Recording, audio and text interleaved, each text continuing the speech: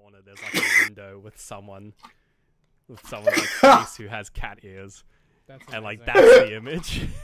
That's And so it's good. like, oh my god, like I know exactly what that is.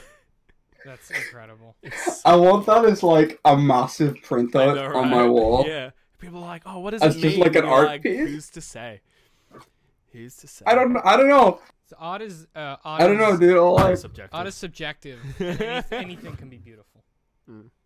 We could do a full AFA on that one image. Mm. You know?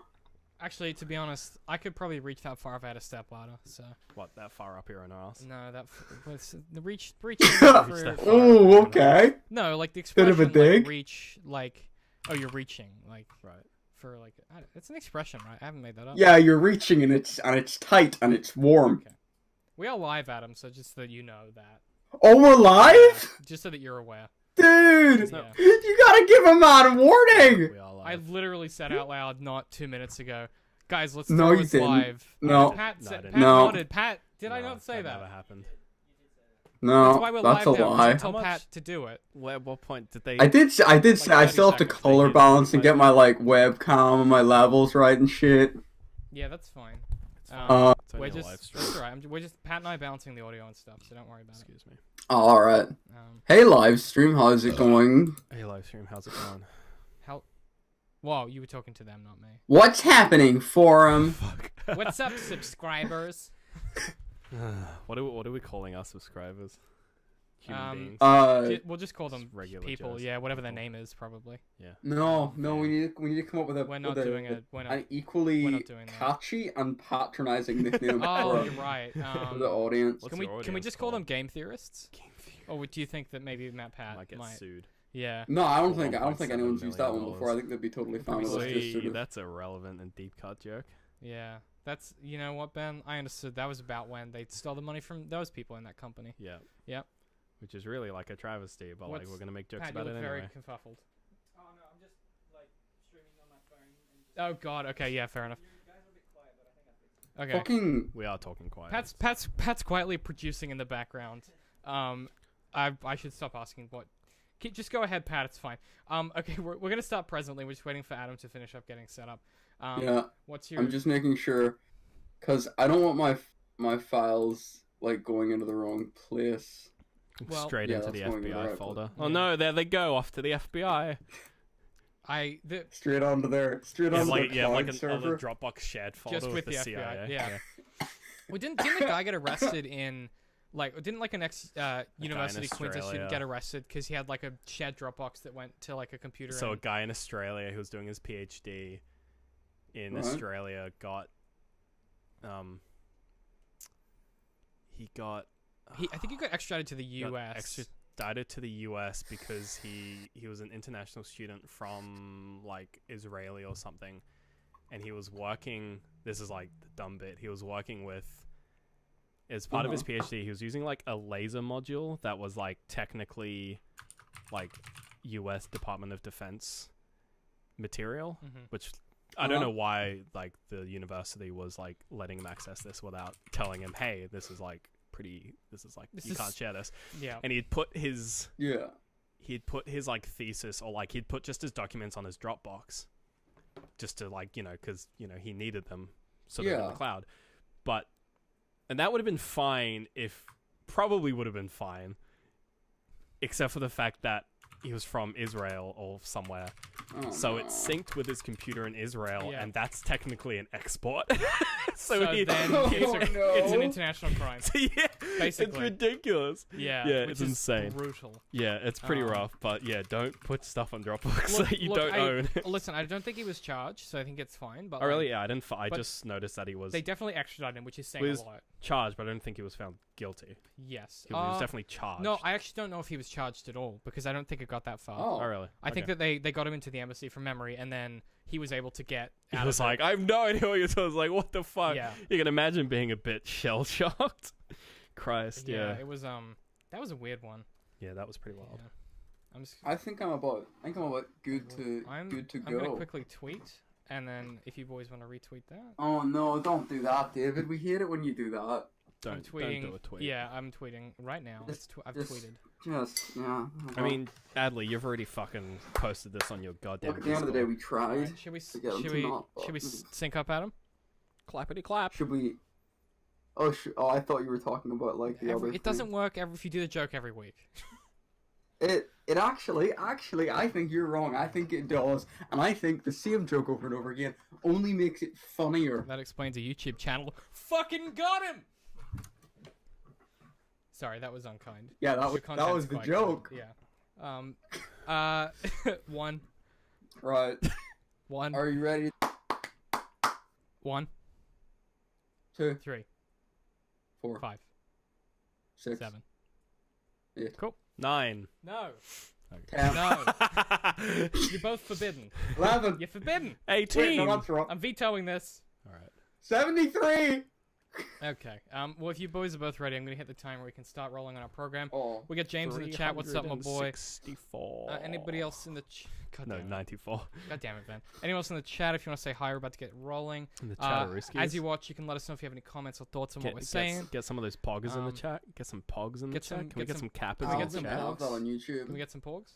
Some pogs. Okay. in Yeah, can we get some porgers in the chat? 3, 2. Hey guys, welcome back to the After Artists Podcast, official podcast of Digital and Creative Media Works, where each week we take something from pop culture and try to break it down to better understand it. My name is David, My name is Ben. and we're joined by returning guest Adam. No, it doesn't. You fucked it up, Adam. Listen, All right, roll Oh, it again.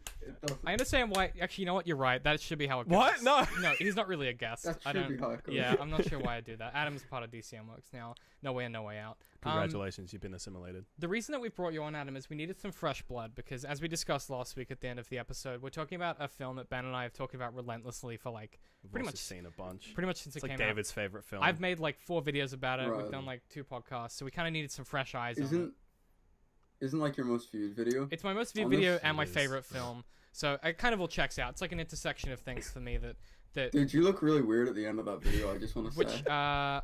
With Oh, like God, the, that with, like, Star the Wars full shirt. print wraparound Star I'll Wars. put Yeah. in the shirt. I'll put in the I'm like, screenshot, but holy shit. It's not amazing. It was from a different era. The hair and the no beard, it's very weird. There's a video of David's. No, that wasn't no beard. That wasn't no beard. That was like kind of not really able to commit. So kind of shaves every 5 days. Yeah, Kind of I don't beard. want to talk about He's really dragging you But out. it was bad. Yeah. James says, Ben, you look dapper as fuck. Really? Yeah, man, you Oh, do look. thanks. You look pretty fucking fly right now. It's just a polo shirt. Yeah, but Ben, you rock a polo shirt. I'll tell you that much. All right, cool. So the thing we're alluding to, of course, is 500 Days of Summer. Which all 500 of them. if you've watched any of our content, you'll know that it's. You're not wearing the shirt. I'm not because I had to go to work. You I forgot. bastard. I forgot. I'll wear it in the. I'll wear it in the It's post a show. very obscure shirt. I'll put it on the yeah. post show. All right. So if you stick around for the post show. Oh, do you actually still have the shirt? Yeah. Yeah. No, not the Star Wars shirt. The 500 No, Days the of 500. Summer. He has a very obscure 500 Days of Ooh, Summer I shirt. don't think I still have the Star Wars shirt. No, I good. don't think it would Riddance. fit me. I've gotten a bit. I'm my gonna shoulders buy are you broadened. the. Right, your Star Wars shoulders are shirt. broadened out. Yeah. Your I've shoulders. Lost, I've lost weight since then, but I think Your like your my shoulders are broadened yeah. out. Yeah. Okay. So 500 Days of Summer is a 2009 film about love directed by Mark Webb before his Spider-Man days, written by the award-winning team of Scott Neustadter and Michael H. Weber. It tells the story of Summer Finn and Tom Hansen. Now, for those of you playing trivia along at home, the reason we're doing this is it's been 10 years since the film came out. Mark Webb directed The Amazing Spider-Man 2, Oh, which is weird to think about after watching this film. That's unfortunate. Just a bit of 500 fun Days of trivia. Spider-Man. So just something to think about as we go through. We'll do the summary in a minute, but first of all, as we do every week, let's just do a quick whip around. What did you guys think? Obviously, Adam, you hadn't seen it before, so let's hear your thoughts first. Coming into it first time, you seem to be enjoying it. Tell me what you were vibing. Yeah, I saw it for the first time yesterday. Yesterday being 6 hours before the show. Mhm. The So classic. I was like, look, don't. It's technically you know, yesterday. at Yeah. least it wasn't. At least it wasn't the Infinity War episode where I just didn't watch Yeah, I the was film. the why did it Ben? I was the one that I fucking didn't watch rewatched the film. it. No, fuck that. You guys are the worst. So it's not worth a rewatch until the like closing half comes out. You know what I mean? 500 Days of Summer was kind of weird because I don't generally watch films like that. hmm Generally because I find them really fucking boring. Mm. And This one's like really. in a way, engaging. I did find it really fucking Oh boring. really? At points, yeah, but I do think the editing kind of carried me through. I really enjoyed the editing. It was really cool. Yeah. Interesting you say that. Yeah, I mean, because... Plus, like, Sorry, keep going. all the stuff with color as well. That was really Yeah, cool. when you know to look for it, there's a lot of stuff going on in this film that's really, like, a lot of nuance to it, and a lot of technique involved. Yeah. I might say my thoughts till after Ben, because this was a weird experience coming back to it for me. So what did you think coming back again? Yeah, like it is an inherently boring film. Like there's no real tension. Yep. There's no explosion. There's no explosions. There's no breaths on my screen. There is a musical bit, but like that's neither here nor there. But I mean, it's still an engaging film, just because I know it's almost like a Schadenfreude, morbid curiosity, because you know what's gonna happen, because it tells you literally like at the first like few minutes, like you get like day 300 like right at the end, so you know that it's like, okay, they don't end up together, but it's like, I think just the presentation is so like on point that even at the points where you're like most likely to shut off, which is those points where they do their transitions from usually like something late to something early, which is just like 100% valence shift the whole time. Yep. They make those cuts interesting enough to where you're not like, we're going back to that day. Like, really? Like, there's so much longer of this film if we're only going like, we're like day 40. Like, there's 500 of these fucking things. They're snappy, they're quick, they're fun. Yeah. It was cool, like the thing they were doing with the constant jumps back and forth in time. But it got really difficult to keep track of. We can talk. On like a second and third watching, that becomes like a non-issue. Yeah, I've seen this really? 10 times. Okay, listen. I'll.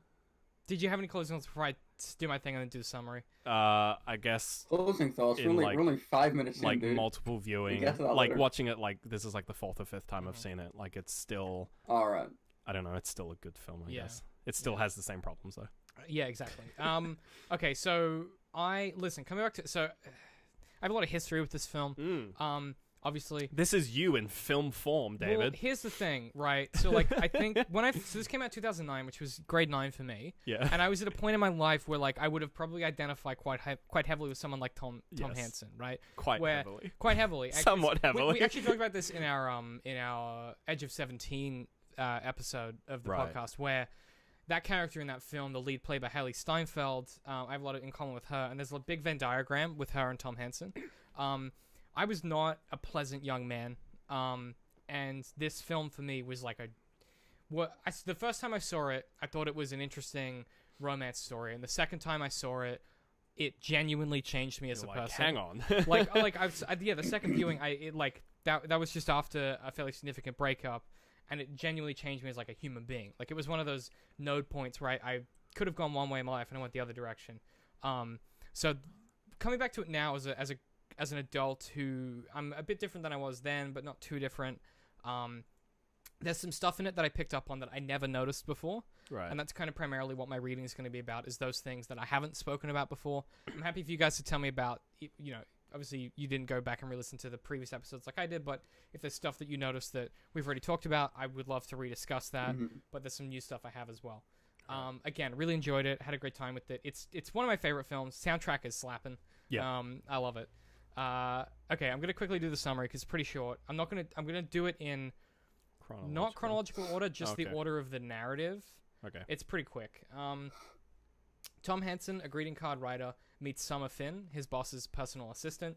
The two begin an on-again, off-again relationship across 500 days, which we experience out of sequence. Initially, Summer explains she isn't looking for a relationship, and Tom seemingly is looking for true love. The two experience the 500 days as a tumultuous, complex web of emotion and drama, told primarily from Tom's perspective by an omniscient narrator. Ultimately, Tom continues to ignore what Summer wants, and drives them apart. We then learn Summer is engaged to someone she just met, and Tom must finally reconcile with himself. If he really wants to love someone, he has to love himself first. After a journey of self-discovery, Tom meets Autumn during a job interview for a role he actually wants. She is a girl who already exists in his world. Roll credits. When we initially talked about this film, Ben, one of the comments that you had is that last scene you were like it's like a pretty cringy thing the first time you watch it, where you're like, oh, he's learned nothing. Yeah. But when you examine the themes and the kind of stuff going on in the film, it's kind of nice. So you have this, and I don't want to rehash the content of the video, but Yeah. the ending primarily is saying, actually, this relationship could work because it's not trying to force a square peg in a round hole. He's not trying to, date this girl who doesn't want a relationship, who is come from a completely different world than he is. She likes architecture. She's wearing the same colors that he wears. There's a lot of themes at play. I still stand by the fact that he hasn't changed. I don't think. Well, on this viewing, I still stand by it. I think it's a. It does kind of outright say it as well, doesn't it? To a degree. Like the narrator's saying some shit, and then he's like, fuck it, I'm gonna do this. Do it anyway. The narrator is. The narrator's like, okay, well, you hijacked my story, dickhead. Yeah, the narrator is an interesting part of this film because he appears twice. 3 times. At the start, at the end. Yeah. There's one in the middle. It's one in the middle. Yeah. I don't put a lot of strength on what the narrator says. There's one after the reality expectations scene. Oh yes. Yeah. You're all right. Which we'll come back to. Yeah, I don't put a lot of weight on the narrator, just because I don't think I think the film is too much in the perspective of Tom that I don't think the narrator has much weight compared to the actions of Tom. I just don't think there's like enough of the narrator to make it feel like it's actually a part of the movie. It just kind of feels like a weird jump to a different film we're not watching every time he comes in. Yeah, which I could defend until I die, but I won't do that right now. Again, like I think like we can get hung up on the ending, but like personally, I think I still stand by the idea that it is just like it's 500 Days of Autumn. Yeah. Exactly. It's about the process. The film is about the process of getting to the ending, not about the ending. Yeah. So I wanted to start with talking about the non-linearity. We can come back to the color later and kind of breeze through the color because I've talked about it to death, but the non-linearity was something that I was more fascinated by this time because I knew what was going to happen. Because I've seen it so many times, it vibes less as a gimmick and more of an exploration of like what it's like to try and remember a relationship. When you've had that kind of like 500 days is quite a long time. When you try and remember it, nothing ever seems quite linear. Things bounce thematically in your head, like events are linked thematically together, not chronologically. You don't go, oh yeah, remember at the start of our relationship. You go, yeah, when we broke up, and then that midpoint. Bit. When we broke up at that diner after we went looking at records, and she likes Ringo Starr. Remember when we had that cool thing when she liked Ringo Starr, and you kind of bounce thematically between memories. Someone liking Ringo Starr is a cool thing because it's so obscure. Yeah, I thought you'd enjoy that, Adam. Yeah. And memory, and I guess what I was thinking about when I was watching it this time is that memory isn't real. It's this kind of sort of malleable, weird thing that exists, and the way we recall it's really weird. And there's several like non-real moments in this film, obviously, like some really obvious ones, but there's some weird, strange cuts where like the scene gets penciled in with like a pencil, which is weird. Like it gets colored in. The convenience of everything that Summer does is set against brightly lit spaces. Tom's friends have like a weird office moment where they talk directly to the camera about love at one point. Yeah. Doesn't he wink? Doesn't he or he doesn't wink, but he like looks at the camera? Yeah, well it's near the end. There's a few There's a few of those. And then you have that great comment during that scene, which is she's better than the girl of my dreams because she's real, which I just think is a really nice quote. Yeah. And I think the way that the film's structured and the way that those kind of non-real elements come together mirror Tom's lack of attention to reality. He lives in this romantic fairy tale where he ignores Summer's clear intention to not want anything seriously. He constantly pretends things are going well, and he fails to notice basically everything that's going on that's bad because he's so interested in being in love. It's just a curious technique to tell a story about the way that a certain portion of the male population tend to engage with relationships, whether with women or otherwise. It's cool to see a film technique that then kind of it's a cool parallel to that, I think. It gets across that meaning in a way that I didn't really think about the last few times I saw it, but this time it kind of stuck out to me, I guess. Well, there's a lot of like allusions in the film to the fact that like Tom's a bit of a chameleon. So there's like the big one is the like he can change his color to like match. Yeah, like when he gets stressed, he turns red. I never noticed that in the movie. But like a I always thought he was just a social regular human comedian. man. Adam, do you know what a social You mean- comedian? Oh, a Chameleon. social comedian. Chameleon. Is You're that? saying comedian. You I mean am saying chameleon. chameleon. I meant chameleon. Adam threw you off. Social chameleon. Yeah. Like the Good. That was the plan. yeah. So there's like the taps joke, like, honey, our taps are broken, which Mhm. she initially says, and then he tries to like joke at her Yeah. about when they're at IKEA again, and she's like not into him. There's also the line sort of early in the days, but actually appears later in the film, where he's sort of asking her like, oh, what are we, blah blah blah, and she's just like, oh, I don't want to put labels on it, like I'm just happy, like I'm happy, like things are good, Mhm. which is pretty much like a direct quote to what he says Yep. to her at the diner.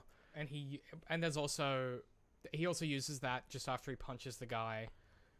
He also says that where he's like, we don't need to put a label on it, but like I need some kind of confirmation from you Yeah. of what we are. Like you're right. He does keep mirroring her language, which is interesting because again, that's what you do. One of my topics is That's Pixie what I Girl. used to do. I used to do that all Yeah, the fucking is time. Pixie Girl Dream Trope versus Tom Hansen the fuckboy. Sorry, what? Pixie Girl Dream Trope versus Tom Excuse me? Hansen the fuckboy. Sorry, what? I don't mean fuckboy in literal sense. It's just the note Just- I made. Can we just get like one more time? Pixie Girl Dream Trope versus Tom Hansen the fuckboy. Is that just like Scott And you Pilgrim wrote versus that the World? down. So I can explain that dude. If this was like a prequel, that'd be tight. So the Pixie Girl Dream Trope is basically something that was coined in 2007, which refers to the way that a lot of, and it's not explicitly about male or female characters or male or female writers, but it's a way that writers will create love interests. They're always bisexual. Can I? Sorry, continue, but I just Are they? realized they're always bisexual. I think Ben just learned why Stephen Moffat's writing isn't very good. Ah! Okay, the Pixie Girl Dream Trope is basically this idea in writing where writers have this problem where they tend to craft love interests in a way that is very non-real. So think about in something like Pitch Perfect, the male love interest in that is more or less a perfect dude. He's pretty handsome but not too handsome. He's good at singing but he's sensitive, but he also likes sport. Think about every girl in pretty much every rom-com ever where the dude's, lusting after her. She's a bit aloof and she has weird stuff in her home and she has fairy lights and she dresses in fun, weird clothing. I'm and has, fucking angry about has this thing strangely that I colored just hair. realized. Yeah, it's in everything. fuming. And this film is interesting because it's a deconstruction of that, but it's also a reinforcement because both parties in this film, so both Summer and Tom to obviously the greater extent, but Summer to a lesser extent, treat each other like they're that kind of trope where they're just like the ideal of what they need at that moment. Right. So because Tom, like the conceit of the story is that Tom is unable to view any of Summer's complexity. A good example is, or a really cool nod that I thought was the morning after they first have sex, he checks himself out in the mirror and sees Han Solo, which is a reference to the deeply sexist relationship that Harrison Ford's characters have with women. Yikes! Yeah, that hasn't aged well. Well, no, that's the point of that reference. He's saying like They're he's going. This is a big yikes. Is it like a self-aware? Yeah, it's a big yikes. He's saying so Tom's checking himself out and he's seeing Harrison Ford. Yeah. Right, and Harrison Ford throughout his career has had very predatory relationships I'm with aware females of on that. camera. Yes. So the film is saying Tom is going, I look as good as Harrison Ford, suggesting that's an idol because it's trying to imply that kind of Tom has preyed upon her vulnerability in the previous evening's events. Because the first time I saw this film, that just came across as like, oh, they're just like tongue-in-cheek.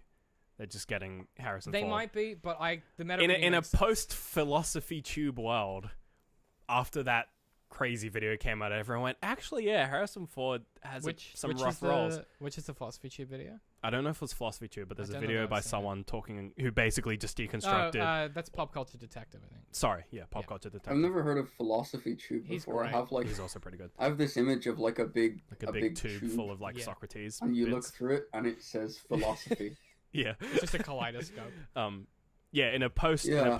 that video world, at least for me, Right. yeah, it does. There's a lot of... It's it always comes been across that. different. Yeah, But it's like, were they aware? probably. Well, because that scene is very It's I've Mark always Webber. seen that- He's worked with people that have worked on Star Wars. Like, because I've always seen that scene as just being like, just sort of over the top, full of tropes, it's just so like going incongruous ham. though with the rest of it. It should have been like a Beatle or like Smith's like it's so incongruous with the rest of the film. There's not a single Oh, other it reference. fits perfectly, but No, but I mean in the sense that like the scene is perfect, but the reference is incongruous with the rest of the story's referential ideas. It's referencing records and bands and this is just this is Star Wars. Like it, you Yeah. go what? Like it doesn't quite Yeah. sit. So that was why I think that it might be very deliberate. But again, I could be overreading. they That- could just be like JGL looks like a young Harrison Ford. Well, he looks like apparently like a young Bruce Willis, which I still disagree with. Look, I was gonna make that joke, but Yeah. You know, Tom's. So I'll kind of breeze through this just to give you guys an idea, and then I want you to tell me what you think of this. So, still on I the think it's the dumb. Pixie Girl thing. Continue. Tom's biggest failure is his obsession with love at the expense of like actually pursuing his passion. So he's a brilliant architect theoretically. We don't know that for sure, but displaces so much of his like He likes buildings. he likes buildings, which He's not an architect. He likes he has a- drawing he has a- buildings. That doesn't yeah. make you a he has fucking an architecture architect. degree, and I know it Yeah. doesn't make you an architect. like- Oh, he has a degree. When's that mentioned? In the film, several times, yeah. multiple times. It's on Yeah. his wall. It's Really? on his wall in It's several mentioned. shots, and It's actually mentioned once Yeah. when he meets Summer for the Jesus, first I need to time. pay more attention to this shit. Yeah, it's like one line. You slacker. You- I was getting distracted by it- all the weird and it's, editing. honestly, Adam, it probably isn't You you. got We've that. just seen this that many times. Yeah. Right. He displaces so much of his passion onto Summer that, like, both relationships, his working relationship with himself and his romantic relationship, kind of ultimately are doomed to fail. His vision for the future of the buildings mirrors his desire. So this is like, I was overreading a bit on this one, but I'm gonna read it out anyway. He's a planner, so like he envisions his future with these buildings that he never acts on, and he kind of has the same thing with Summer, where he treats her like an object that is going to fulfill a future desire of his. Like she's like going to make him happy or whatever. And he seems to view his progress with Summer as a competition with other dudes as well, where he wonders. There's even a point at one point where the narrator goes, "Tom wonders if anyone has broken through to her, as like got through the wall. Has anyone got as far as he has? But at no point do you." That's not a fucking video Yeah, game. and it's like Yeah. Tom doesn't give a shit about her. He's just like, oh, this is like uncharted territory. Maybe this is the trick to make her want to fall in love with me, kind of. Well, yeah, thing. because there's the scene where he like asks her about her previous relationships, which is where we get the dumb pixie girl bisexuality trope, which I've just realized is now a thing. and Oh yeah, annoyed me. don't watch anything Stephen Moffat's made that has a female character Oh, that's no. smart. They're all bisexual for some reason. And the space wizards. He and thinks that to be smart, you have to be bisexual, as if that gives you magic. it does give you magic. Yeah. Yeah, like that's Yeah, but no, it does give you magic though. You're Wait, aware is of that, Sherlock- right? it's the superpower. Bisexual? No, he's just coded. Well, he does have he's magic. coded so... gay by other No, characters. they he's coded no, gay he's because not coded of gay. Watson. They gay bait him. That's different. They gay bait him. It's just as bad. That's just interesting that Moffat only goes in one direction. That's all I'm saying. Yeah. Sorry. Um, Continue, Ben. Yeah, that scene where like he asks her of like her previous relationships, and he has like this mental image of them all being like these like very, Typical dudes. well, not typical dudes, but like peak, Typical? like Nah. peak dudes. I meant typical rom-com like jocks. Like typical. yeah. So like what he sees is like peak. dudes is what I meant. Like yeah, dudes. Yeah. Where and like the Puma, where he's like, yeah, he's definitely just got a big penis, and it's like there's nothing she says implies he has a big penis. But he's looking for competition. Yeah, he's he's like looking- he's sort of like comparing himself to these. He's saying I'm better than them Yeah, For- because I'm not them. Yeah, It's it's you do that when you're it's young a and bit you kind of self-masturbatory. well because Wait, I think masturbation is inherently self but well yeah that's a Did you tautology. just say that? self-masturbatory. Yeah, Tautology. Self-masturbatory? No, but you're right though. It's That could be your Twitter bio. that could be actually that could be like my life motto. yeah. But Tom is so averse to decision making at all that his back wall is a fucking like blackboard. What do you call it? Like is it a chalkboard? Sorry. The whole back You wall can of his call it the apartment. blackboard, David. It's all right. This is It's a I was because whiteboard is the white one. I wrote down blackboard. I meant chalkboard. chalkboard or blackboard. Yeah. But like there's a little like things in this film that just all tie his character together to being this dude that never makes a decision and then complains when nothing ever changes. He wishes there's this real fuckboy moment, which is why I called him a fuckboy in my title, where they're at the bar and he's saying to Summer, what are women dressing like now with the big sunglasses and the short skirts? The 60s, that was where it was at.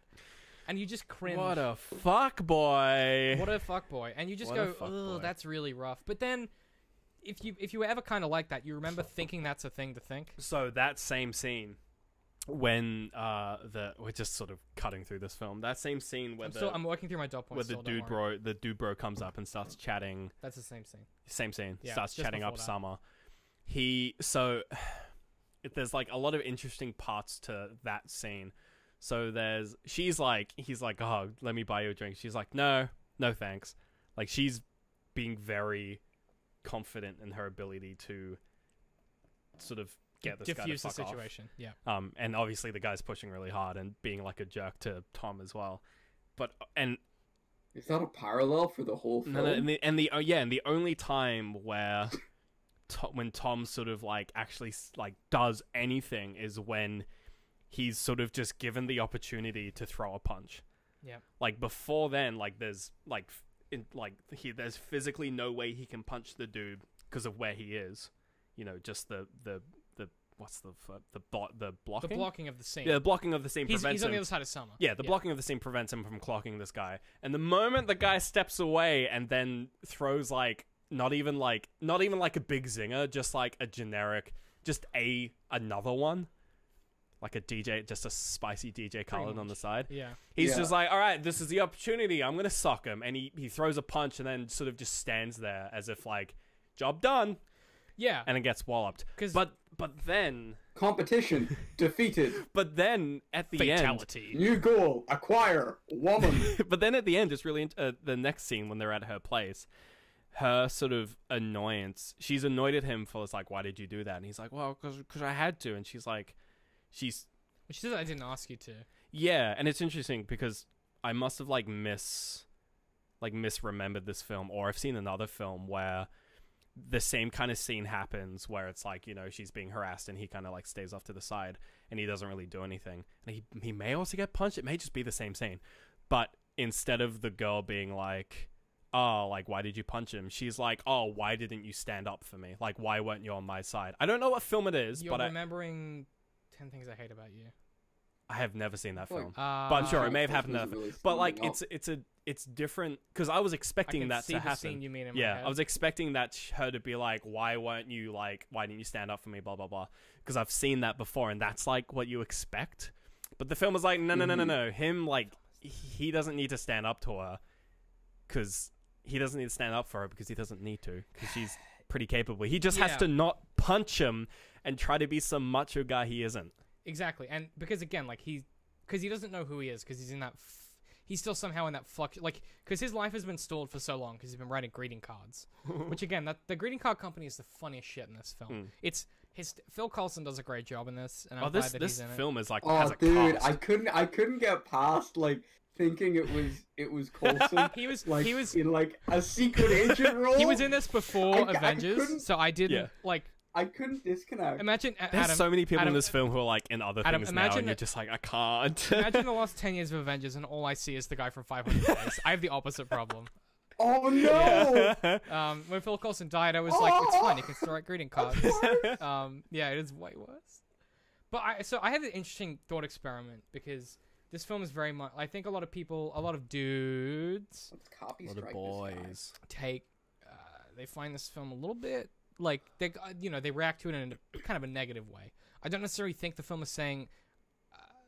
I don't think it's saying anything about gender specifically, but it just happens to be the most common case where this happens because men are conditioned in a certain way. However, I had this thought experiment when I was watching it this time where I was like, imagine the roles are reversed. Summer is kind of in Tom's position where she really wants a relationship, and the dude's like, no, man, I don't do that. I'm a free agent or whatever. I don't want a relationship. Then, if you're watching that in a rom-com, she'd be suddenly very sympathetic. 50 Shades of Grey. Yeah. And for some reason, that's a sympathetic character. You guys actually fucking watched those? I've read the books. I haven't No, watched the films. I haven't watched them. Um, I've seen other people talk about them Yeah. at length. Someone gets fingered in a never- lift. It's a lot. Yeah. Oh, that sounds exciting. No, Charlie Tango. You'd think it would be, but the way it's written, it's super not. Safest in its Oh, class. okay. Yeah. Yeah. So during the climax of their conflict, when Tom, I actually have this note as well. When she turns back up to his place, there's an interesting scene that happens. Okay, so I want to talk about this because this is the I hate that scene so much. well, this is the moment when I was like, oh, they're not just playing fucking softball here. They're not being like, because in any other film, she would be like, go home, and it would cut to the next day or whatever. Same night, she goes back to his place and apologizes for blowing up at him. I don't know what, like, that is... I hate that so much. But, and you should. That's the whole point of that scene. Is I hate it. It should make your skin crawl. Where you're like, oh, like, she shouldn't apologize, but for what, like, he has done, like, there's something that's happened here, whether it's, like, a societal thing or their relationship or his kind of, whatever it is, she shouldn't go back, but she does, and it feels gross and weird. It feels gross and weird because it is gross and weird. Like, that's like the worst part of the film. Like, this is the lowest point in this. Like, I have problems with how... Okay, so I have issues with how this film...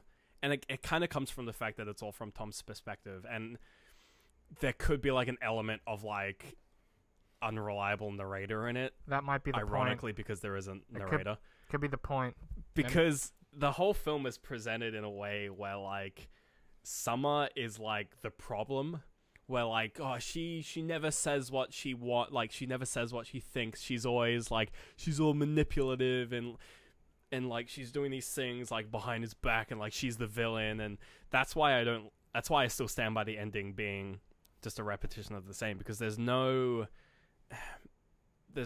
point in the ending where he's sort of seeing it from her perspective, from Autumn's perspective.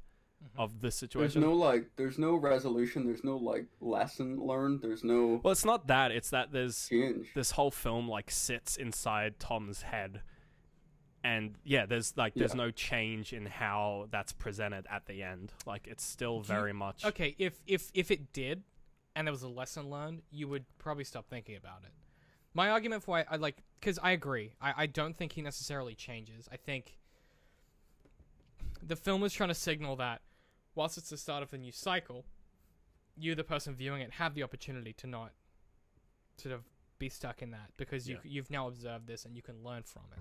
Whether you are in the situation of Tom or in the situation of Summer, that pivotal scene where she comes back in, which again, it's the climax of the story's the lowest point of the film, and it is, and because but it feels like a triumph for Tom. But, like, it's not. It really isn't. But then, I mean, it's a triumph for Tom, but it's Tom, not a triumph for the viewer. Because it sucks. And you go, I hate it. Summer, what are you doing? But then at the same time, my counter argument to that is that he's also a little bit right when he confronts her, and, you know, at the end when he goes, you just kind of do whatever you want, don't you?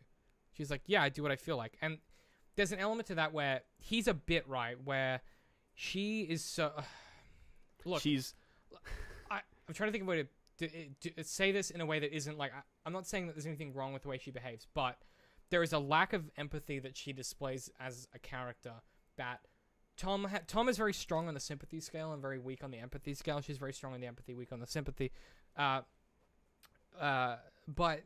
there's a way that she behaves sometimes that makes it clear that she's not interested in Tom's feelings.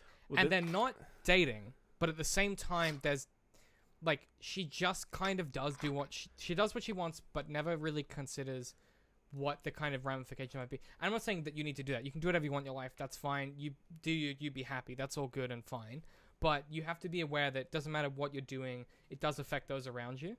So this is kind of why I stand around the idea that it's Tom's perspective. That's pretty obvious. And that he's somewhat unreliable, because assuming that the writers and the directors of this film weren't just writing a really bad female character, which, like, let's just assume the best. Let's assume that they knew what they were doing. Ben, there's a top hat with an apple on top of it in a shot in her apartment. It's definitely not an accident. Okay. It's the way that they present her from Tom's perspective as being this sort of, like, like, doing what she wants, like, sort of, like, manipulative and, like, the villain. Like, that's why I kind of feel like that's what they were trying to set up, like, with Tom being the narrator and not entirely reliable, because it's never, like, no one's that. It's always just a case if you don't have the whole story. Right, but isn't that the point of the film? Like, because you know what I was talking about at the start with, like, the timeline and stuff. Even there's little things like the clothes they wear. Tom is always in a tie. No one lives like that.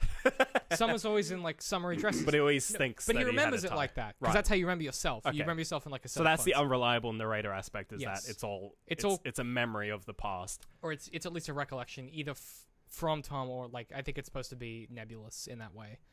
Because again, there's some conveniences in this that are like ridiculous, like the expectations versus reality scene, which again is one of the best scenes in cinema, probably. Yeah, it's incredible. But there's stuff in that doesn't make sense. Like Tom, when they make out, it's perfectly framed against a dark curtain and a cool industrial lamp with Summer's like bright wallpaper behind it. It's perfectly framed where Tom is exactly in the middle of the curtain and she's against the wallpaper. Right. And they make out, and then the other shot is him making tequila or whatever. There's a lot of, and you know, there's even a scene that always blows my mind, which is when they're in the cafe that they always go to, where they have the machine, the arcade, whatever it is, the Pac-Man, Space Invaders, whatever. It's like a bar. But continue. I didn't know they had those. That blew my mind too, David, for what I presume is the exact same reason. Yeah, dude. I want to go to that 2009, cafe baby. now. That's 2009, baby. That sounds You send awesome. things via email, you rent porn, and no one has smartphones. Again, this Those all sound like You not send emails bad to yeah, things. this film was a good snapshot of what it was like growing up, or like 2009, our most of being our an life. adult, Yeah. But it's curious to me now that looking back on those scenes in the cafe or the bar or whatever it is, the way that they shoot them, and I only noticed it this time because I was paying attention to the cutting and stuff. Those scenes aren't necessarily in sequence, obviously because of the non-linearity, but also there's no congruence with what just happened before in the actual chronology. So the scenes in the cafe are almost like these nebulous, like, you know, in Hotline Miami, when you wake up and there's Right, like the you're three in- lounges yeah, and you yeah, talk to the people. It's very similar where Just like that. they Yeah. don't really fit into the story in any way. Yeah. They're just like discussions with the chorus, as if Yeah, it was I like a can- Greek yeah, I can see theater. that. Yeah, which I think is again just another sign that like that non-linearity, that kind of It's like it's basically the it's a soliloquy. Mm. It's a Shakespearean soliloquy where they just sort of talk to the audience. yeah, they chat to the but it's a multi-character. 5 syllables. Sorry. That's difficult Soliloquy. soliloquy. to get my Yeah. head around. Well, the easy one is a Greek chorus It's too early because for that that. is where that Greek originally chorus. comes from. The Greek Okay. chorus was the Greek chorus was the women who would stand just to the left of stage, and what would happen is during the great play that was going on, they would sing and comment on what was occurring from the perspective of the Greek I'm people. gonna say soliloquy because I know how to say it and Adam doesn't. Got him. Yeah. Sick. Soliloquy.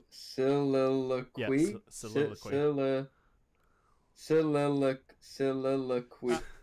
How many syllables is that? 4 or 5? Soliloquy. 4. Well, actually, interestingly, speaking of that, they have a character who does that in the story, plays their role of the audience, which is the redheaded girl about halfway through, where come again. he goes on a date with a redheaded girl, Ah. and she literally says everything that you're thinking. Yeah. Well, she's like, well, it sounds like she said that she didn't want a relationship, and he's like, well, fuck this. That's bullshit.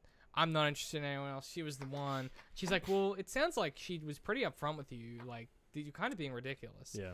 She just says everything you're thinking. Yeah. And that's kind of cool. Like, I think including that audience insert always gives you that out where you're like, okay, the filmmakers are at least aware of And then this. she just kind of leaves. Yeah. As you're like, yeah. That checks out. And Tom's like, yeah. Tom's like, yeah, you're right. Yeah, that's fair. Was there any sort of, because I don't want to, we're kind of running out of time a little bit. I can breeze through the color stuff, but Adam, kind of, do you want to touch on anything that you had?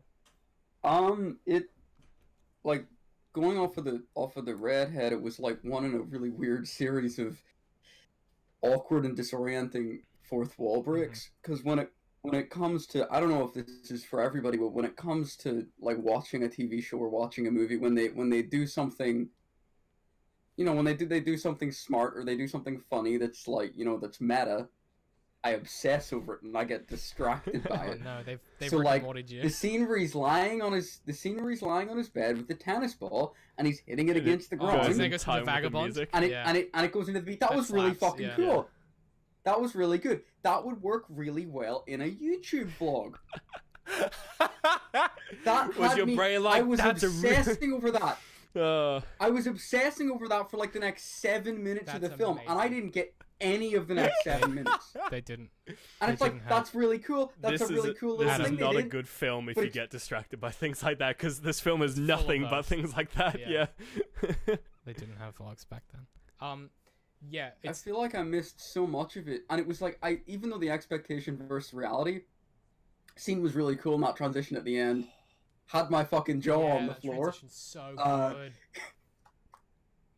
A split screen and text on the screen in a film looks bad, is jarring, and will never You're out work. of your fucking mind. I think if you watch it a second time, when you have when you know what to expect from from each split screen, you sort of realize how well they compartmentalize the important bits.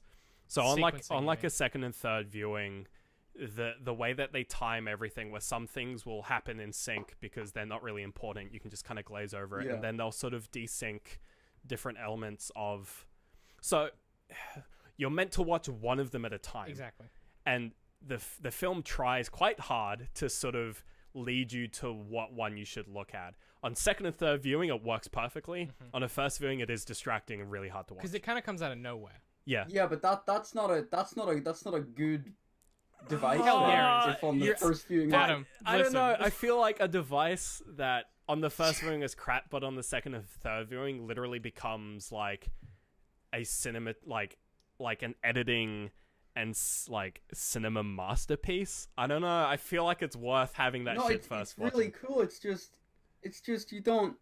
I don't know where to look. You've seen it once. You know where to look now. Like it should be once be you made watch it the clear, second time. It should be made clear to you. Like it should be made clear to you. This is the one you look at, and this is the one you glance over at occasionally. Okay, but the film it's a lot more. Yeah. Like one frame should be bigger, or one frame should be like It's lit not- in a way more it's interesting. not a- place. it's not a fucking it's more Nerdwriter subtle than video. that. It's things like, you know, when they don't want you to watch one, the dialogue in that will fade away slightly and will kind of drone on, it'll and be the a other long- one will start dialogue. Or it'll So be a you'll- long zoom with nothing or happening. it'll just be them making out. You understand? Okay, they're just going to be making out for a bit. So you look at the watch them other make side. you watch them make some tequila. It's stuff like that, which, yeah, it'll be like long shots. You're like, okay, that's a long shot. Pay attention to the other one. There are clues. It is hard on the first watch. It's also hard for us to remember what it's like to see it a first Yeah, time. I don't remember the first time watching this film. But again, it's one of those things that when there's a lot of videos about that expectation versus reality, because it is just no one had done it in that way before, to that effect before, and then no one had done it in a way that when you go back to it again and again, you get, like, every time I watch that scene I get more from it, because there are so many little things. Like, they shot the sequence with Tom alone about an hour later the next day, so the lighting's slightly different and the sun's setting at a slightly different angle, so it's a bit darker, and like they did some kind of cool things with that sequencing of how they shot all that stuff that is so fascinating. But I just, like, I love it. I get why it's disorientating. I totally agree with you, Adam. However, I disagree. Agree to disagree. Yeah, I love this film. Do you have any closing thoughts, Ben? It's an interesting one. Yeah. I still think it has problems, but I think overall it's a good film. We'll come back to it in 10 years. Yeah, we'll come back to another 10 years. Yeah. Like, coming back to it now, I'm a much different person than I was the other few times I've watched it. Still just, a lot of this works really well for me. The more when you think about the kind of layering of that non-linearity and that unreliable narration, it has like a lot of Edgar Allan Poe stuff going on, which I love a lot. Really enjoy it. Obviously, big fanboy. Like, I'm gonna keep talking about it till I die, probably. I don't think I have anything especially insightful to add to wrap it up. We've kind of talked about it all. Do you guys have any recommendations for this week? What have you been checking out or listening to or watching? I'm gonna go home and bop 98 Kids in Tetris. That's my plan today. Ben's plan is Tetris Battle Royale. Oh, Tetris 99. Dude, does it have like a co-op mode? No, sorry. You can't. You're not getting carried by my Tetris skills. Sorry, boy. You're gonna have to meet me on the battlefield. Dude, I need to get carried by your. I'm so bad. I love Tetris, but I'm so bad at it. So much fucking Tetris. This is what I've been waiting for. This is my time to just bop some kids in Tetris. I'm so excited. I was in a call with some dudes. I was in a call with some dudes when it came out, and it was like there was no other game announced in that direct.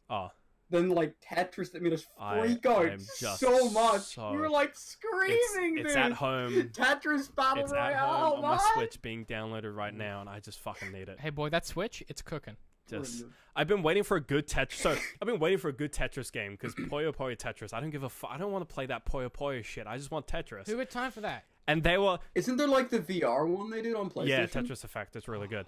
Dude, but that actually looked really they cool. were like Benjamin, we got you. Yeah, in the Nintendo Nintendo Direct. boy. They were like, Ben, this one is for you. It's your You time. didn't realize you wanted a Tetris Battle Royale. Here's Tetris Battle Here it is. Royale. You're Apex welcome. Legends, get it out of here. Don't care about it. Fortnite, push. Fortnite, nah. Old Public news. others, get that garbage in the trash can. I want some of that Tetris 99, That- baby. That's not satire, by the way. Get Put it that in my garbage in bubble. the That's trash. gonna be my next week's recommendation as well. So like, you don't have to watch the next week's episode. I'll cut Just that. Tetris I'll cut 99. that part of your segment out in the edit. And the end of it would just be me Yeah. going like, woo! Yeah. That's it. Adam, what have you been peeping, checking out? What have I been peeping? I watched a bit of the new series of Big Oh, Mouth. fuck me. It's not Wait, what's not is amazing. Season 2, Big season Mouth. 3? Is there a new Oh, one? Fuck. Season 2, I think. season 2. Oh, yeah, it's fine. I watched the whole thing. It's fine. What the fuck It's is alright. wrong It's with good you for. guys? It's good while I'm editing. It's good while you're editing. It's good while you're as doing like a something else. counter example. It's like, I don't like do the- this. Just don't do this. It's actually. It's I not like bad. the I refuse to watch it. I like the animation style. They do a lot of really You creative like stuff the with it, animation so- style? I don't understand you two. I fucking hate that You're show wrong. so much. I'm not even saying it's great, dude. I'm Yeah. literally fucking just saying despise it's that alright. show. It's I mean, fine. the- fucking hate I've also been it. watching. The key thing is recommend. So, like, do you recommend it? Like, because I no, No. recommend not so it watching doesn't it. quite fit in the segment, does it? It's fine. It's fine, and No. it's something I've been watching. Sure. That's not the same so thing as. Do you whatever. have any No, recommendations? let's just continue. Okay, recommendation. Facebook. Big, No, we're not done. Facebook. No. I Ben's- don't. I don't Ben's trying to recommend end the that show. one. I'm doing a bit. Just It's a blue hole of just make despair and just make pain your that just recommendations sucks out so your we soul. can finish this goddamn fucking episode. Recommendation. I've been watching this very, very good television program. It's like a sci-fi horror thing. It's called Night Flyers. It has a lot of different Well, yeah, things it's going great. on, but I think it We're does doing it an very, episode, very Doing an well. episode on in it, like yeah. a couple weeks. It's very spooky. I Yeah. know. I saw I have to it. watch it now. I'm very. You'll like it. I'm very Okay, excited it's about Alien. that. It's really, Alright, really good. Yeah. It's not Big Mouth, so Yeah. I Facebook. Oh wait, no, No, you gotta do what- yours. come on, dude. Don't be what? stomping on my thing. No, I got. Go ahead, David. I've been rewatching Mad Men still. What do you think? What do you Okay. think I've been doing? Facebook, At DCNWorks Social. YouTube, YouTube.com. You gotta let me finish it first. Twitter, YouTube. YouTube.com/DCNWorks. Twitter, At DCM_works. Patreon. Patreon. Patreon.com/Adam, I will- DCMworks. Kick you off this fucking show if you do Ah, that ever Beat again. you to it. Ben has fought men for less. If you subscribe, Patreon starts at $3 a month. I want to shout out our most recent Patreons. Shout out to Yoop Kumans for being our top Patreon. Shout out to Cameron for joining us this week. Thanks, guys. We appreciate you helping support the show. And you get access to a bunch of extra content. Our Spooky Interface series, yeah. Part 8's coming out soon. You get access to over 62 hours. I just did the math the other week of behind-the-scenes podcast content. 62. It's a lot. That is a lot of Yeah. behind-the-scenes podcast. Our Road to content. Infinity War. And where can you find that behind-the-scenes podcast? It's on the screen right now. Our Road to Infinity War podcast, Cool. where we watch every single Marvel film in the lead up to Infinity War, and we lose our minds a bit. Patreon.com/DCMworks, and you can also vote on what we should cover. At the start of each month, we put up a master post where you can suggest books to cover on book club, films, TV, games, anything you want to see us cover. You can do it there. Otherwise, if you want to follow us individually, I'm at DCMHatePie. I'm at Little Citrus. I'm at that Adler. See you guys next week.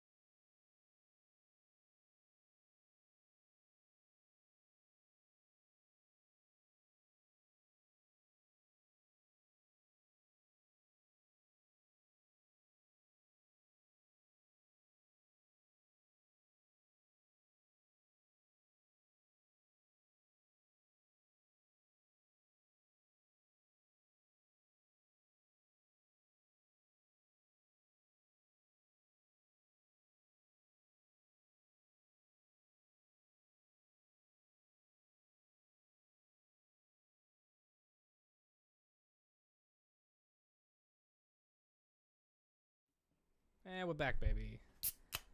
Bladders are empty, beers are full. It's time for DCM Works Time for the After push Hours. show. God, that's a good catchphrase. What That's is that really fucking good. catchphrase? Bladders Wait, are empty, beers wait, are wait, wait. full. It's time for the Hang Hang on, push do you want show. to do it again in the NPR voice? Yeah. Bladders are empty, Yeah. beers are full. It's time for the post show. Then like a smooth melodic. Well, no, it'd be like a whiskey bar, like a tinkling piano, like. Gonna get It's just the Frasier theme. Get what's his name? He used to do our music.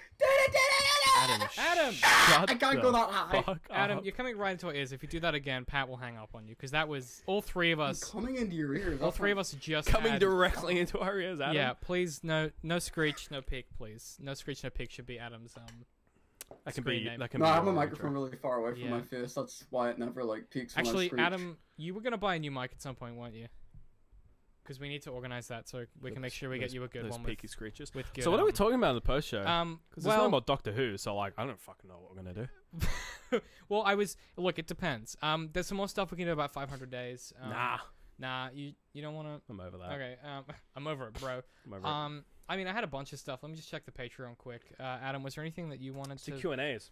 This is just our Patreons. Is there anything you want to say to the Patreons and stuff like that while I fish around? Hey guys, thanks for the money. Well, Sometimes you're so inspirational. but- you know. It's just incredible.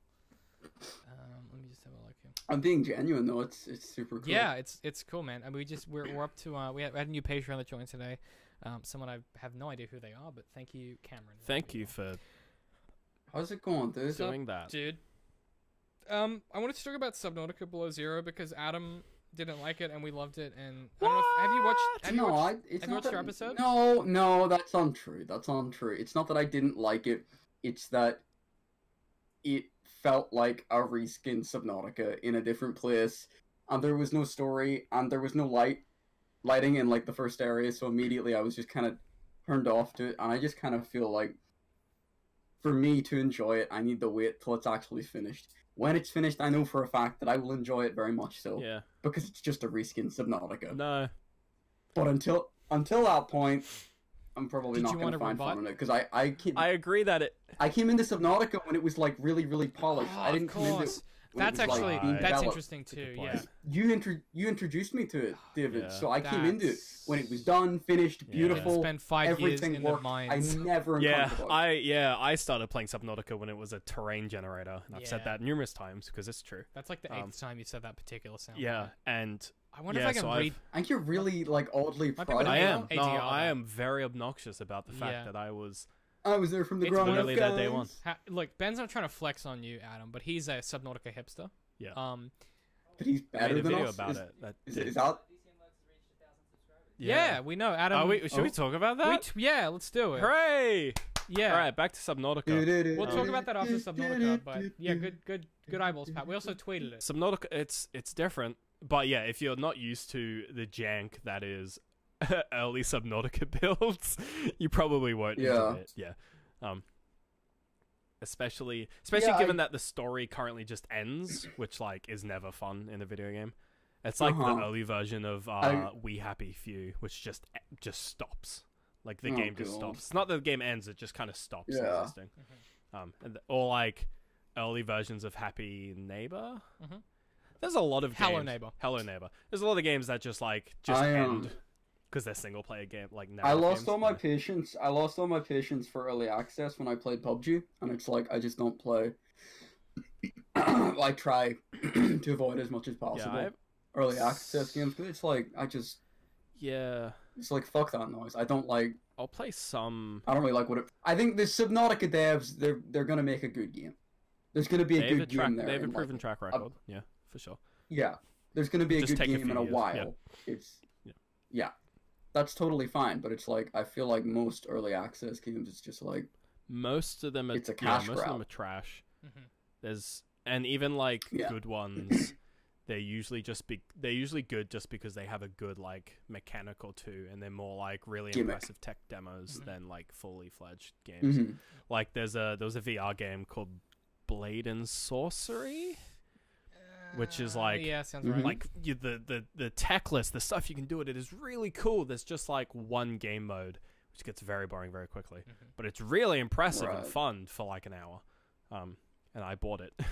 Kind of. Yeah, so like Wii Sports. It's like the No, of Wii VR. Sports is a bit more advanced. A bit less than Wii Sports. It's like Wii Sports if Wii Sports only had like half of Wii Tennis.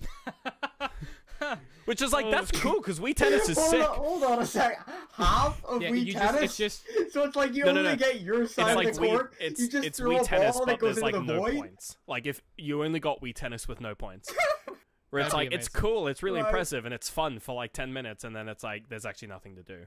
Yeah. Compared to like Wii Sports, Well, which is that's like, you a- just play bowling. That's an idea. Because- well, yeah, because Wii it's the bowling best is the game. best one. Yeah. That's interesting. I guess. Have you seen speedruns of Wii Ball? Yeah, I have. It's wild. You've linked them to me before. Yeah. Speedruns? Dude, send me those. That That's sounds sick. amazing. just I get think they're like, I I think they're actually speedruns just of like anything. tool assisted, like high score runs, but they're so funny. it's amazing. I'll send Ah. them to you. Yeah. I was gonna say like, because I could talk about the 1,000 subscriber thing because Adam was keen on us. Yeah, let's mentioning talk about we've spoken about this many times. Oh, dude, I actually before we do that, could I just get something really quick? No one can see you, but go ahead. Sure. I guess run off. Yeah, no, I'm recording my webcam. They'll I'm see. not, They'll see. we don't when edit we the edit it. post show in. Hold on. Hold Okay. on. Hold out. 2 seconds. 2 seconds, my dudes. Don't think you listened when I said we don't edit it in, but that's. Did he just leave the He's room? just gone. Bye, Adam. Sure. I guess. Maybe I guess we wait. Yeah, I don't know, Um, man. It's kind of ramping Kinda- up for a speech. It was like spinning my mind Yeah. up to. Well, you can think, I guess. That's not very entertaining content. I mean, Adam's gone. This isn't. he's gone forever. This isn't very entertaining. Do you think anyway. that do you think that so next week we're doing Don John? I don't know if you got that invite. What? Have you seen Don John? No. It's another Joseph Gordon-Levitt film. That's a film. Okay. Cool. Yeah. I might really have good. seen it. It's with Scarlett Johansson. What's it about? He's a porn addict. No, I've not seen You'll it. fucking love it. It's brilliant. Oh, sweet. A film. Yeah. Ben will love the film about the porn addict. No, but it's like Okay, it's I'm back. really Hello. good. Oh, okay. Yeah. Let me just It get was, the his, headphones in. it was Joseph Gordon-Levitt's first written and directed film. Okay. That he did himself. It's really good. You back, Adam? Did you hear the bit Yeah, where I I'm said back. that we Hi, don't I edit just- in the webcam or the audio? Also, we don't edit the post show. So whatever you hold, I guess I can cut it in. That's all right. That's all right. There's people can put it in watching this thing. live. What I have you just, got? I have some I have some cava here, and it's like the closest thing to Sorry. Some what? champagne I Again? can find. Some what? I don't know how you pronounce it. I never drink, so it was kind of gonna be how do you Spell get? it for me. So it was gonna be entirely for the visual, No That's one live awesome. can see you. entirely for the visual Okay. gag. That's all right. What? How do you spell it? We'll put it How do you somewhere. spell it? Fuck! It's gonna overflow. Ah! Like Ah! a pantomime. This is Whoa. like a Monty Python radio show. Oh my god, it kind of is. Yeah. You just hear With the less John, disaster. please. Yeah. Yeah. I've been listening to a bunch of those. They're really funny. You know that podcasts exist, right? Perfect. My favorite is one that's like, it's just like Alright, this boys. scene has this, it's I forget what it is, but it's like, yeah, That no. was Ben thinking, is what that silence was. It was funny, but I don't think I can remember it so that it's funny.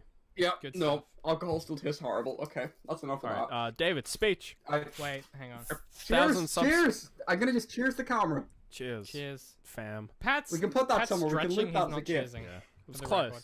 Wrong it was direction, Nearly, it was nearly, wrong a fist, axis. nearly a fist bump. Mm.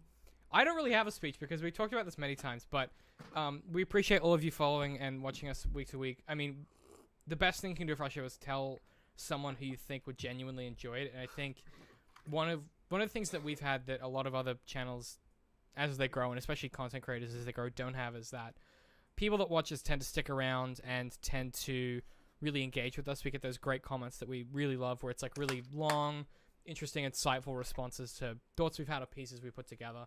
And that's really what we love seeing. It's not, I'm not trying to be hitting, like 100,000 subs, or we like trying to push it for 2K subs, whatever.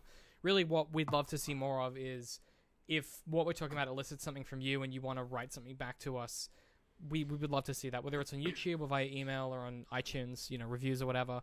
That's the stuff that we love seeing because it makes us think more about stuff, and it means that we can make content that that is able to respond to the stuff you guys are thinking about as you watch it. And you know, we did that post show a few weeks ago, Ben, where we just read comments, and it was one of my favorite things we've done in a long time. It was good. Because it was like really cool to see that, you know, our conversations and our research had you know, all these people had gone from that and they'd made these really cool, insightful ideas from it. And that's really what it's all about. Do we have like a proper response section? We don't yet, because the responses we get tend to be, you know, either not very like there's no discourse to them. They'll just be like, oh, this is good, or I love it, or whatever. The long ones tend to be fairly irregular. So what I'm looking to do in the next kind of 2 months is build up that element of our network and try and create that discourse where we get those long kind of interesting ideas from people that are different from our own. Because we only know all we're doing up here is regurgitating ideas that we have, that our parents had, that we've read a textbook about, that we've then reformed. Like, we just have our experience, and we'd love to see more of you guys and what you think about it. So that's kind of my thoughts on the 1,000 subs. We love every milestone that we get, and it's crazy that, you know, we make shows that are fairly cerebral, I think, but also really dumb sometimes. Very dumb. But it's cool to see that people are engaging with that, and we'd just love to see more of those comments. Mostly the dumb thing. Mostly the dumb thing, but every now and then we get pretty... I don't know what you guys are talking about. Pretty. I make smart stuff for dumb people. Yeah, we make that's dumb actually stuff for smart people. That's pretty copyright content. DCM works. You can't have the opposite. We got both trademarked. Yeah, that's... Oh, dude, that'd be... You got be a both tight trademarked? flip around, though. Adley is smart stuff for dumb people, and we're dumb stuff for smart people. That is literally my channel about section. When you go to my YouTube channel, it says... verify that. I make smart stuff for dumb people. God damn it, Adam. Man, that's a good way to, like, just subtly That's insult my your fucking audience. catchphrase, you cunt. No, we make art for Yeah, but like artists, my audience David. know they're not intelligent. No offense, audience. Actually, no, none of them are hearing this. No, Fuck sorry. you all. Fuck His you. says, yo, I make smart shows for dumb people. Come join me. Yeah, that's definitely a DCM Works copyright right there, Adam. I'm gonna have to File a DCMA. Yeah, a DCMA your channel down, bro. I'm gonna take all that ad revenue. DCMA. DCM works. It's a DMCA, I'm pretty sure. Absolutely. Absolutely. Yeah, it's a DMCA. You guys get it. It's cool. I'm here with the jokes.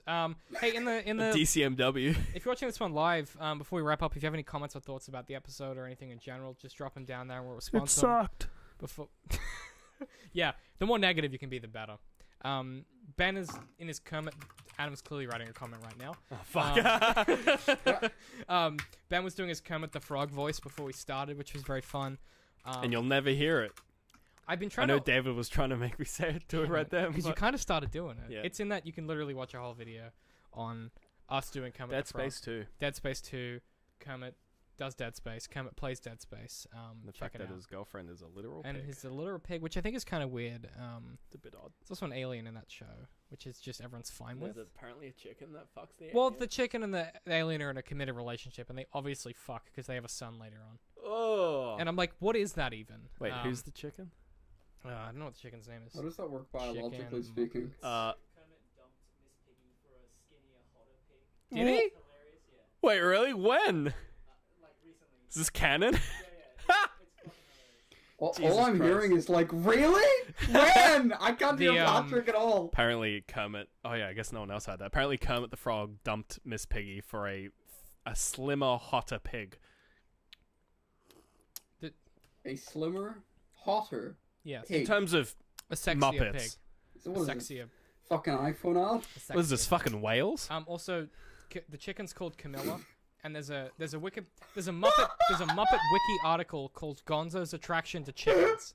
Now Gonzo is the alien. Are we oh, talking like? Gonzo's amorous desires are often centered on chickens. This poultry passion first surfaced in episode 204 of The Muppet Show, where he held auditions for dancing chickens. Dave Goelez ad-libbed the lines, "Don't call us, we'll call you. Nice legs, though." After this, the writers decided that Gonzo should have an attraction to chickens. That's not okay. Episode 318 introduced Gonzo's regular chicken girlfriend, Camilla, quote unquote, even though Gonzo doesn't know which chicken is Camilla sometimes. They all look alike to him. Wow, racist. Ooh, that's. Oh my God! Is it Oh, like? okay, Is it like okay, analogous to yellow fever? In Muppet Babies, like his grown-up counterpart, Baby Gonzo also has an obsession with chickens. It's getting there. We'll get there. Although Camilla is the only chicken with a regular name and personality, there have been instances where Gonzo has referred to other chickens by name. In the Muppet Christmas, this Wikipedia article goes deep. This goes In deep. the Muppet Christmas Carol, Gonzo introduces a live chicken to Rizzo named Louise. Gonzo also did a dancing chicken act with a live chicken named Lolita. The Tuxedo Gonzo action figurine by Palisade Toys includes a packed-in figure of a chicken named Bernice. In the audio commentary for Bohemian Rhapsody, Gonzo mentions that the other two chickens in the video beside Camilla are named Ethel and Stephanie. Who fucking wrote this? This is like... That's fucking That's weird. fucking not... They've referenced the fucking thing that comes in the packaging of the action figurine. Oh, they Whoever's wrote the writing wiki? this... Yeah, Right. who fucking wrote this? That's next level shit. I'm terrified of the fact that Gonzo and Alien wants to fuck a chicken and doesn't know chickens apart. I think What does it's Gonzo look like? Gonzo is this What boy. one's Gonzo? Oh, that one. Yeah, Oh. I can't show the stream, but Yeah, yeah. The memories are coming back. Gonzo. Yeah, Gonzo's a bit weird. he's an alien in a suit that fucks a chicken. Here's him. There's him in a pimp suit in that second image down, leaning on a Cadillac with or a something. real chicken. The genuine, like, because sometimes with a they genuine put, live sometimes chicken. they put live chickens in the show. That's what the article said when it said live chicken, as in meaning not a Muppet. Yeah, So well, they have well- live humans on the Well, show. no, but like, as so well. what that implies is that he both wants to fuck the Muppet versions and the real ones. I'm not okay with this. Can we move on? No, that was where I was going to end it. What are you talking about? Oh, I still have more alcohol though, so we got to keep. Oh, going. we can keep going. We keep rolling. Wait, what's the time? It's nearly 7. Okay. We've been doing this for 15 minutes, and we've spent a solid 7 minutes there talking about how Gonzo fucks keep chickens. I'm sorry, I accidentally I kind of just tuned out Yeah, for that I bit. Probably for the overtabbed best. my it's probably for Patreon the with that, so I need to go back and reload that if you guys don't mind, Hmm. because that was a bit of Do we have a. any questions? Let me just Still, have a still look. sneaky Q&A. Pull out some cues. I don't know if I some have any A's. cues on my A's. Let me have a look. Don't have any cues for A's. Mm-mm. We have no idea what to do in this post show now. Um, This is probably the worst post show we've ever done. that's super not true. But we're doing. Hang on. Name a better post show. Name a better Name a post show. worse post show. A worse post show. Yeah. The Bird Box Excuse one me. is pretty bad. I don't watch. I don't watch enough The post the shows, Bird Box one we dude. did is pretty bad, where I spent literally 10 Excuse me minutes just again. yelling about how the internet's wrong about Bird Box. Right, that was pretty bad. People thought that was funny though, which I disagree with. I think I just kind of lost it a bit, but that's fine. You did. Um, It was a bit scary. Hmm. Did you feel afraid? A little bit, yeah. Yeah, Ben A little felt worried afraid about for being in this room. safety. Yeah. This safe room, this normal room, not a man cave. It's not a man cave. It's not a man cave at all. You can't prove that. Don't It doesn't call it a have man enough- cave. Even it if doesn't it's a have man enough, like- cave, you don't call it a Doesn't have man enough like cave. cringy posters on the walls. I and, found like, a comment. it needs at least like one 3D printer to be a man cave. True. So And you you need like 6 monitors like mounted to the walls. true.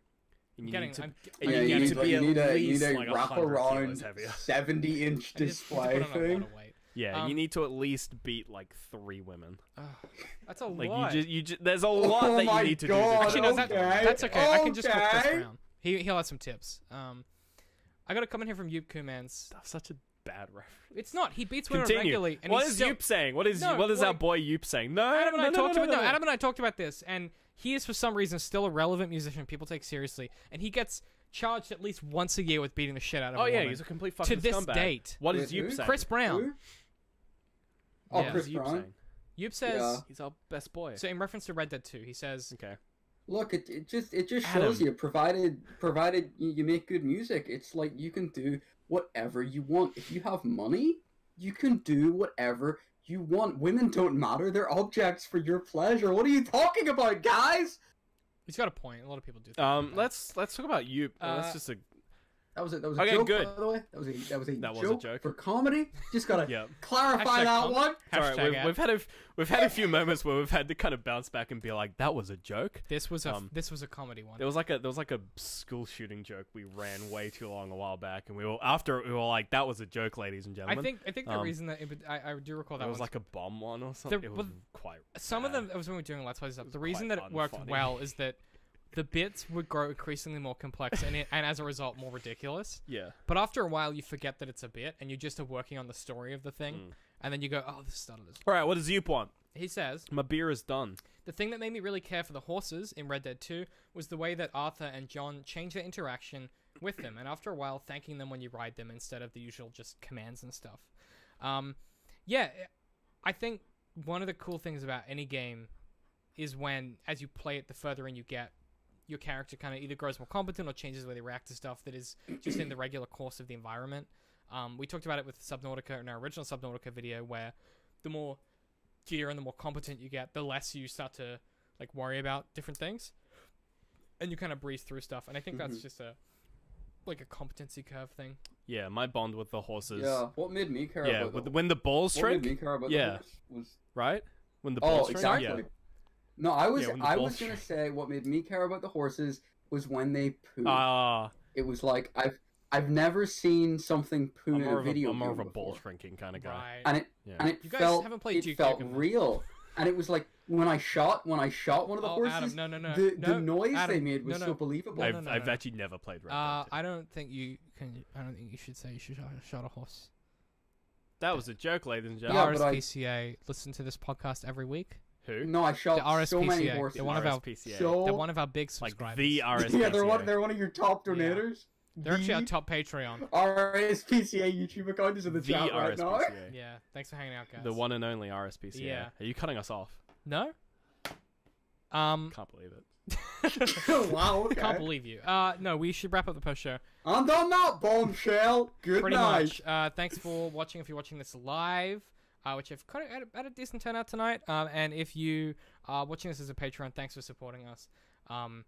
We apologize and thank you, and we'll see you guys next time. No, we're not sorry. Bye. We're never sorry. I'll see you folks later. Have a good one, guys.